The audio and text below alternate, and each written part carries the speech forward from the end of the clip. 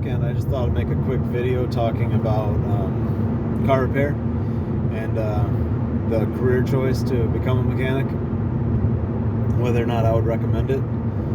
I've been doing it since I started working in the shop when I was about 20 years old.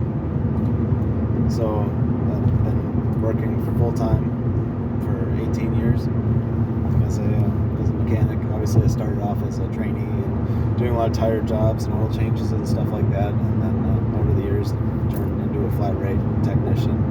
And it's been a lot of work. I've managed to do pretty well. I managed to make a decent amount of money. You can do pretty good fixing cars. You're never going to get rich, but you can do pretty well. Majority of mechanics don't make a lot of money. If you look at average income for a technician, it's not amazing. But you can do a lot better than that. You have to be kind of relentless. You have to be the kind of person that has a lot of kind of control over their emotions. The job can be kind of rough on you, both physically and mentally. Job goes well, you don't hear much about it. People expect the car to be fixed. They're paying money for the car to be fixed. So you fix the car, you do everything perfect, you go above and beyond. The car leaves. Some people appreciate it. Your average person, you won't hear anything. The car will just leave, and then, which is good. That's fine. I mean, you're getting paid. That's your reward for the job done. But if things don't go smooth, if the car fights you and other things break, and you have a bad job, nobody's ready. The majority of customers will not be happy, and they're not budgeting for car repair. Usually people don't really budget for it. It's just something where they're expecting to change their oil and put gas in it, and that's about it. So when things start coming up on these cars with higher miles, people usually aren't ready for it. It's just always a shock to the system. It's hard on the advisor, it's hard on the mechanic, and it can be a little bit rough.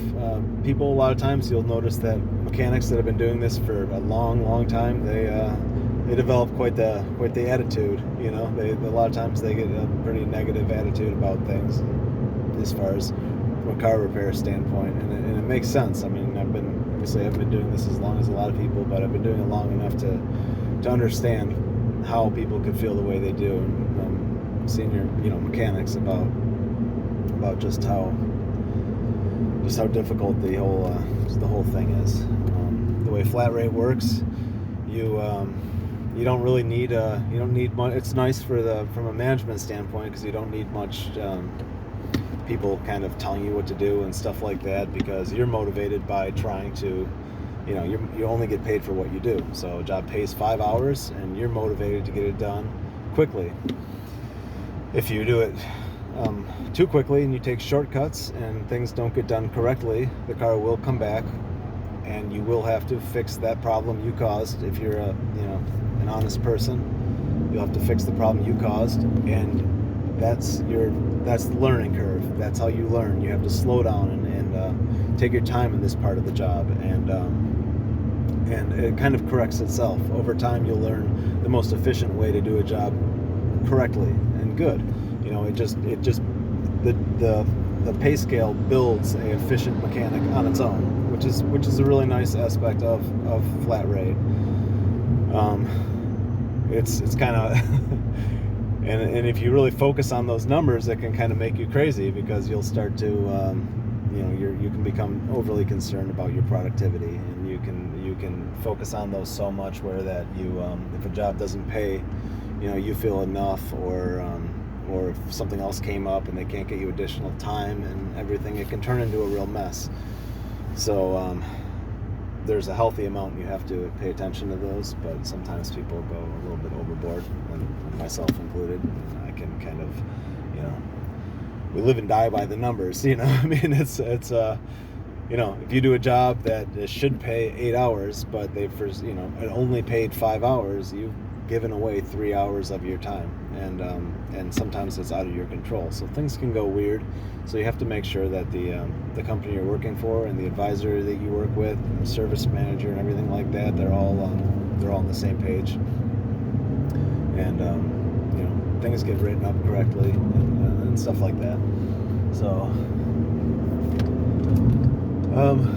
yeah, I'm sorry, this video is just a lot of babbling about about flat rate car repair, stuff like that.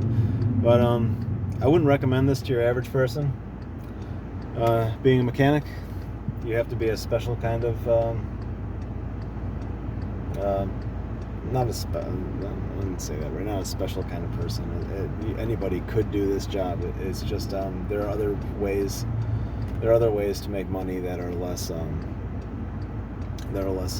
grueling, that are easier on your body and easier on your mind and everything else.